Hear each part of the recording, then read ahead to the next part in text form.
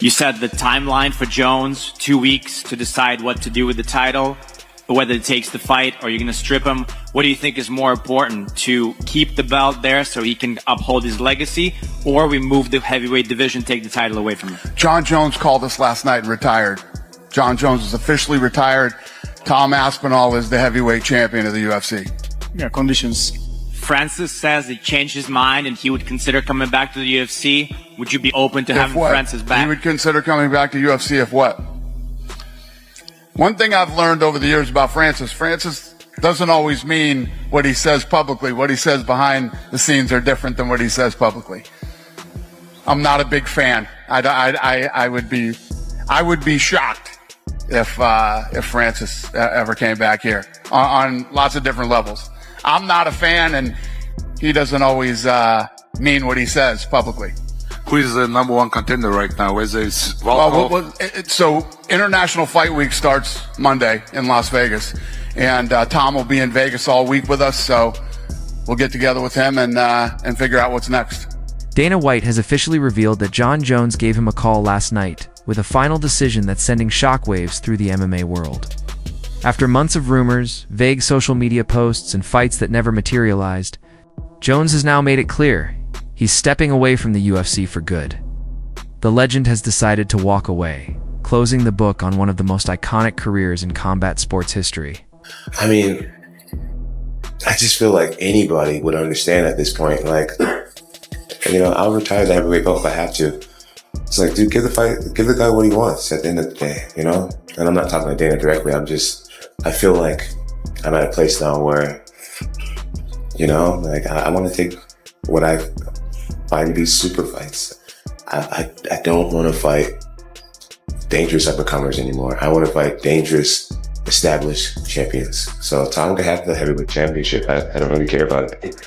That my body doesn't lie in belts anymore. I've created something much bigger. At the post-fight press conference in Baku, Azerbaijan, site of this evening's UFC card on ABC, Dana White is asked, maybe 11 or 12 minutes into the press conference, he is asked, what's going on with the heavyweight title?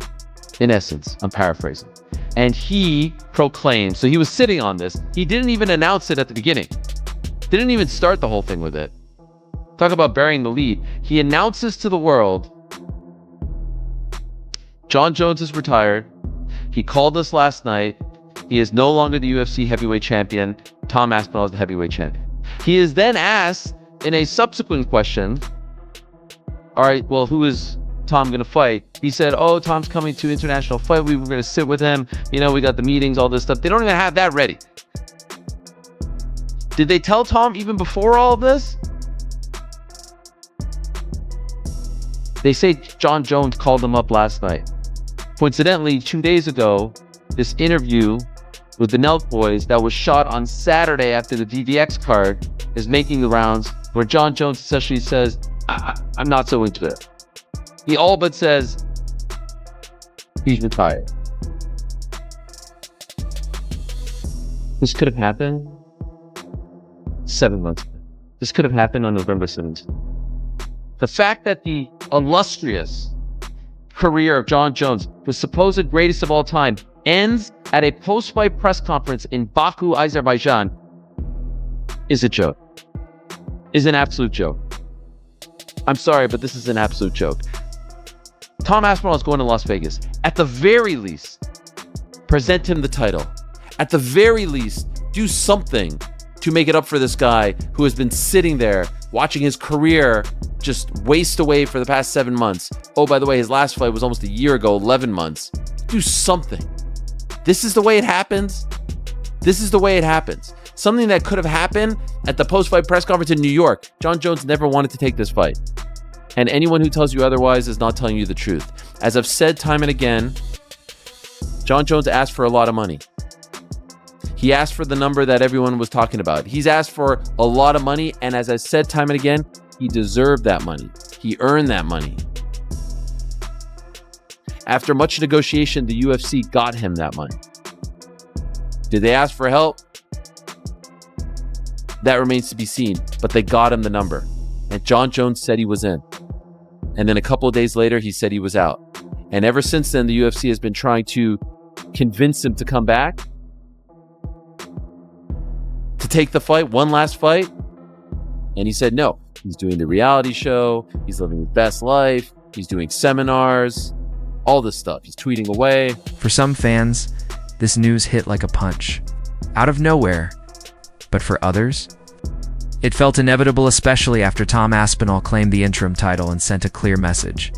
The heavyweight division has a new era on the horizon, and he's leading the charge. Just look at the language Jones has been using from day one about Tom Aspinall. Why would I gamble my legacy on someone like him? Jon Jones, gamble. You win every fight, don't you? You're guaranteed to win every fight. You can beat anyone. Every fight, if you're the best fighting the best, is a bit of a gamble. But you're the heavyweight champion of the world. You're supposed to go on and do that. I've never ever known a champion who tells everyone how great they are and yet doesn't want to fight the best challenger. I tell a lie. Actually, I do remember one time, Tyson Fury, when he did not want to fight Alexander Usyk. Oh, he's not a big enough name. Oh, and he made all the excuses in the world. And guess what? Usyk beat him twice. And this is exactly why Jon Jones doesn't want to take that fight, because he can see what the fuck is on the way. Jones spent the majority of his career as a heavyweight, boiling down to light heavyweight, beating guys who are actually middleweight. When you're an interim champion, they only make an interim champion when the champion cannot defend the belt. So for Jon Jones, he couldn't defend the belt because he tore his pec muscle. So the interim champion means he should be fighting the champion right off the bat. That's not the case with Jon Jones, right? Because Jon Jones is going to fight Stipe Miocic. So the interim champion is supposed to sit there and wait. But by law, in like the regulations, once Jon Jones steps in the cage, he is stripped of his interim champion because the champion has returned. There is no longer for an interim champion. What is the point of having an interim champion when the champion is ready to fight? This is the only sport in the world you can have somebody hold your career back. Yep. I've been almost a year inactive with no prospects of anything. Just be ready, and we'll just let you know. Yeah. And then it's kind of difficult, like mentally, to. Oh yeah. This is the fight against Jon Jones. Like, not the fight is another thing. Yeah. This is the tricky bit where I really have to stay switched on, stay motivated, and I'm trying my best. I'm trying. It's tough. As you said a minute ago, no one really knows what's going on behind the scenes apart from me. Exactly. You're in office cooking. I train all the time anyway. Just because I've not got a fight doesn't mean I don't train. Like, I honestly can see Jon's point of view. I get it. I get it. It's just about the title for me. I just want the title. That's it. Does nothing else really matter. So you're like, let me do my thing. Let me fight. I just want to fight. And I think that's the respectful way to go about it. It's like, you don't care if it's Jon, and it's no disrespect to Jon. It's no disrespect to anybody out there. You're just trying to fight. I just want to fight. Now that Jon's officially out of the equation, the road is clear for Tom to claim his place as the undisputed heavyweight champion. No more delays. No more shadow boxing with a fight that was never going to happen. And no more preparing for a lineup of possible opponents that keep changing every few weeks. Cyril, do you feel like because everyone in your division seems to be just talking about Jon and Tom, that you were being unfairly forgotten as one of the best in the world at your weight? Yeah, that's okay. I'm okay with this situation. You see, like, for the moment, I'm just focused on Volkov. And after, we're going to talk maybe if I win this Saturday, me, Tom, what's going to happen. But for the moment, I got no ego. I don't. Yeah. I understand you don't want to talk about it. Do you believe that maybe outside of Jon Jones, you versus Tom is probably the biggest fight in this division? Yeah, probably. Yeah, probably. Do you view Tom Aspinall as the actual heavyweight champion, or do you still think it's Jon Jones? In my opinion, Tom more deserves the champion belt in heavyweight than Jon Jones. I can say Jon Jones is a bad fighter or he can't beat Tom Aspinall, but the way Tom Aspinall takes this belt in heavyweight, Tom Aspinall deserves it more. The interim light heavyweight champion, the man that's held the interim strap longer than anyone else, almost as long as Jon Jones has been the heavyweight champ, he's moved on mentally. He is now training for Alexander Volkov or Jailton Almeida, right? I don't know what to make of this. You don't know what to make of this. Jon Jones living his best life, not being upfront about what his intentions are. Will he fight? Won't he fight? Listen, defend or vacate. Simple as that. And everyone's had enough of it. Got to defend the belt or vacate. Simple as that. You can't just hang on to it for an elongated period of time and then just decide to fight whenever you want. No, you owe a duty to the fans, to the opponents, to the division. You owe it to yourself. And I'll tell you what, he doesn't want to give Tom a chance because he's worried about getting beaten, okay? Never mind that. Legacy's not like that. People will look at Jon Jones and say, yeah, he was a tremendous champion. And if he goes out there against Tom Aspinall, a new generation guy, and was to give it his best shot, and he was to lose, but he still had the balls to put it on the line, which, by the way, is what every single fighter does when they step in the octagon. We all take chances. We don't know. We aren't guaranteed to win these fights. But if he was to do that, and he was to lose in a valiant effort, people would say, well, you know, he's a bit older. Tom Aspinall came through. But look at the career that he had. Unbelievable. One of the greatest of all time, right? No more guessing. If the GOAT is ever stepping back into the cage, Dana White has made it official. The heavyweight division is moving. Forward, the UFC is ready to recognize Tom Aspinall as the rightful champion. Now the spotlight shifts to one burning question. Who's next? Right now, the buzz is real around three major contenders. First up, Ciryl Gane potentially headlining the Paris card this September in what could be a massive all-European clash. And so they've known for quite some time, several months, that he was out. Dana White told us a couple of weeks ago. What did he say? Jon Jones agreed. But I told you all, he wasn't telling you the real story. He wasn't telling you the full story. The full story was he agreed and then he reneged. Dana White guaranteed this fight would happen. He guaranteed it would happen as recently as a couple of weeks ago. It was already not a thing. The way in which this has been handled has not been great. And the fact that Tom Aspinall, at the very least, couldn't get some sort of, oh, here's the belt, here's the ceremony, here's your fight, here's your date, is shame. Now, ultimately, Tom doesn't care about any of this. He really doesn't. He just wants to fight. It was never about Jon Jones. As I've said time and again, Jon Jones was a great addition to the whole scenario, to the equation. Oh, wow. I could beat Jon Jones to become UFC heavyweight champion, undisputed. Incredible. Look at me. Look at the stars I've aligned for me. But ultimately, this guy just wanted to become champion.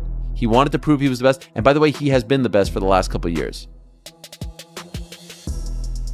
Yesterday, I spoke to GSP, and I told GSP, and that interview is going to air on Monday. We spoke to him at Fanatics Fest. He did it the best. Again, compare what he did to what Jon Jones did. And this is one of many reasons why I consider GSP the greatest of all time. When GSP beat Johnny Hendricks at UFC 167, he relinquished the belt that night. He didn't hold up anyone. He didn't stop anyone from living out their dreams. And in case you're wondering, that's a part of the fight game too. Time-honored tradition. The train rolls along. He comes back 4 years later to fight Michael Bisping. Gives up the belt. 2-3 weeks later, he's diagnosed with colitis.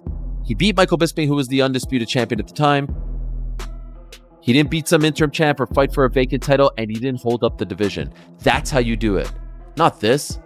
Jon Jones fought Ciryl Gane for a vacant title. He didn't even beat the real champ, who was Francis Ngannou. And then, when he got hurt, he waited a full extra year to fight Stipe. The fight didn't make sense a year prior. He fought him a year later, and it still didn't make sense. And then when it was time to fight the interim champion, he campaigned for Alex Pereira. And then when Alex Pereira lost, he campaigned for Francis Ngannou. This was never about not wanting to fight. This was a calculated business decision on Jon Jones' end to say, hey, I could walk away undefeated. I could walk away as the man. Then there's Alexander Volkova. Dangerous rematch on the table. Perfect for a blockbuster UK main event. And don't sleep on Jailton Almeida, the grappling powerhouse who's been steadily working his way up, quietly waiting for his chance to break into the elite. Whoever gets the call, one thing is certain: Tom Aspinall is locked in and ready. Through all the chaos, he stayed focused, professional, and prepared for whatever challenge comes next. Guys, normally we wait till the morning to release these videos, but tonight, you gotta stay up late with the boy because Jon Jones quit. I said it a couple weeks ago that if he didn't fight this guy, Jon Jones quit. And tonight, Dana White announced that he did.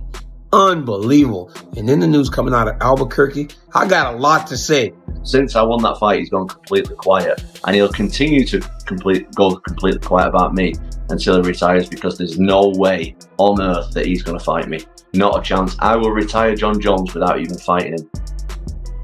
And so he is. He's walking away because he doesn't want to fight Tom Aspinall. Because if Francis Ngannou was there or Alex Pereira was there, he'd be trying to fight those guys. He's made that very clear.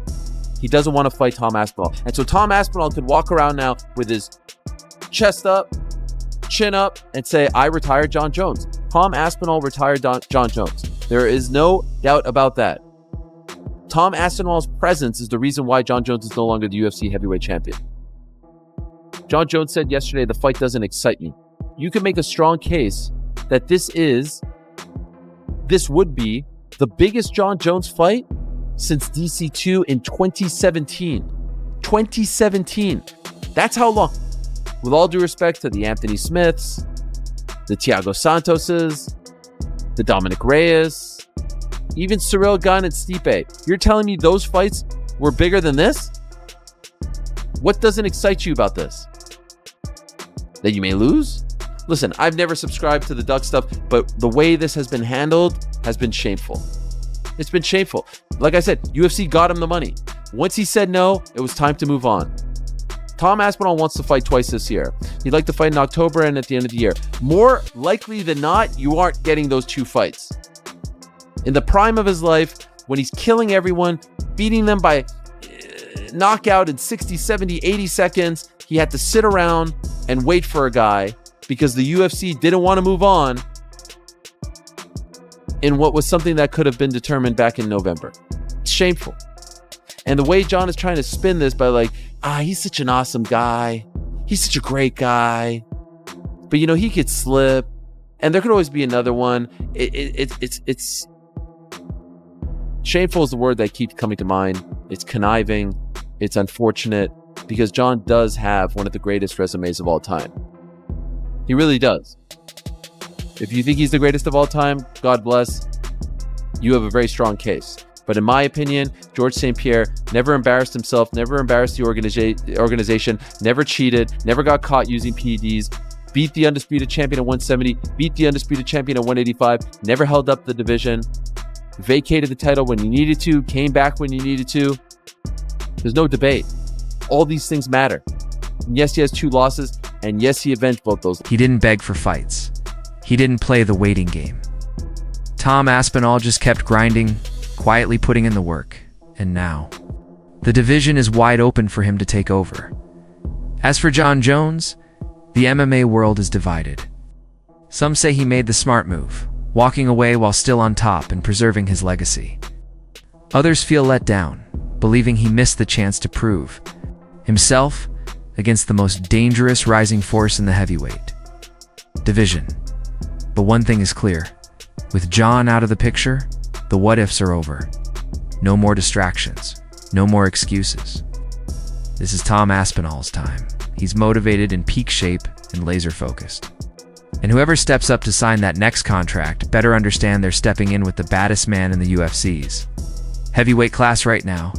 An idea. He was the one who delayed till Francis was out the fucking door. He could have fought Francis a long time ago. If he'd just taken the chance of going up the heavyweight earlier, we could have had him versus a prime Cain Velasquez. Cain Velasquez was 240. Jon Jones is 260, 265. And you're telling me Cain Velasquez was too big for him? What a load of shit. Stipe Miocic could have fought him in his prime, another one who was no bigger than Jon Jones. So when he's giving it the big and being like, oh, well, people always think someone's going to come and dethrone me. And yeah, I get the narrative. That was the way at light heavyweight. There was always that next guy coming up. But you ain't never fought an animal like Tom Aspinall, who is as quick on his feet, who has the speed that he does at 260 pounds, who has the heavy hands that he does. You have never been in there with a beast like that. It's just not happened. I'm not saying that means Aspinall wins, but for people to do the Tyson Fury thing of going, oh, well, he's always won, so therefore he always will win.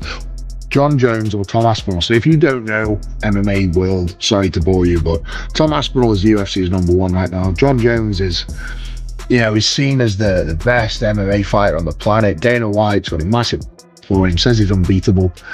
Honestly, I think if you put Jon Jones and Tom Aspinall in a room and said one man leaves, I think Tom Aspinall leaves that room.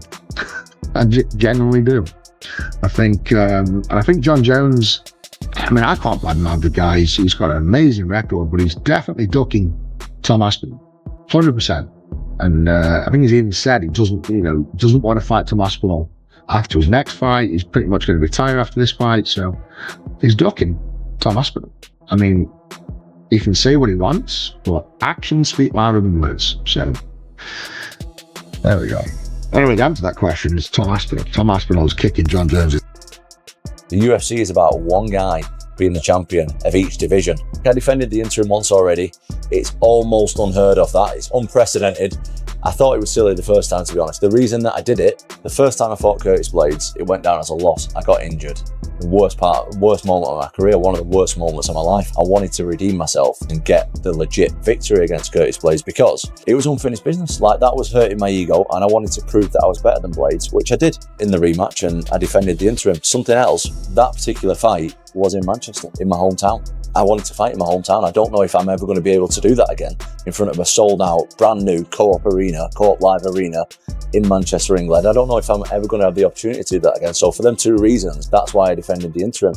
I'm not doing it again. Like, I've cleared out the rest of the division, undisputed, and that's it. I deserve a shot at being known as the best heavyweight walking around on planet Earth. It doesn't matter on the opponent, undisputed. Jon Jones. Oh yeah. That old man living his best life, mate, isn't he, in Thailand? So everybody reaches a sell-by date, don't they? Everybody's got a time limit. He's reached it, and we move on. I reckon anyone else in that position would have been stripped. I was talking to Adam Cattell about it the other week. Yeah, seen it. He should be stripped now. It obviously was a bit annoying at the time, but it's all in the past now. We're moving forward. Everything's good. We can get fighting again, and I just want to get fighting, mate. Do you know what I mean? Must be fucking sick of getting asked about that, you know. It's not the best. You know what? It's better now because I do know what's going on a little bit, and I am going to fight soon, so that's nice. But for like the last kind of 6 months, I've just not known what's going on. Do you know what the worst bit is? Is like, you know this yourself. It's like money, fame, titles, rankings, all that aside, I just love fighting. Yeah, exactly. I just like fighting people. That's what I got into it for. I didn't get into it for anything else. All the other stuff is just like nice to have on top. I want to be the best fighter I can be. I love it. I'm in the gym every day. I just want to fight. That's been taken away from me for like nearly a year now. And that's got nothing to do with me, which is, it's a bit frustrating, to be honest. But we are nearly over it now, which is good. The fact he's not stepping up and fighting yet, he's let the whole MMA fan base down. I couldn't have somebody else saying that they're going to beat me and not at least fight them. And then if I lose, at least I tried my best. And it's even more in that case when you're the reigning heavyweight champion of the world and you've got someone holding. It is crazy. Heavyweight champion. It is a crazy situation, but there's a lot of politics in the UFC at the top levels, and it's just like out of my hands, so there's nothing I can really do about it. And I know what you're going to say. Jon Jones is retired. But if he never steps into the cage with you and you two never fight, what do you think that does for his legacy, but also for your legacy? Is it possible for you to be the best and be the greatest without beating him? That's someone else's opinion, to be honest. It doesn't really matter to me. I'm not really thinking about that too much, to be honest. So that sort of stuff doesn't bother you, as long as you're fighting the people that are in front of you. I can only control what I can control. The other stuff is to do with other. This time, there's no reigning king standing in his way. It's just Tamanda the belt he's ready to defend with everything he's got.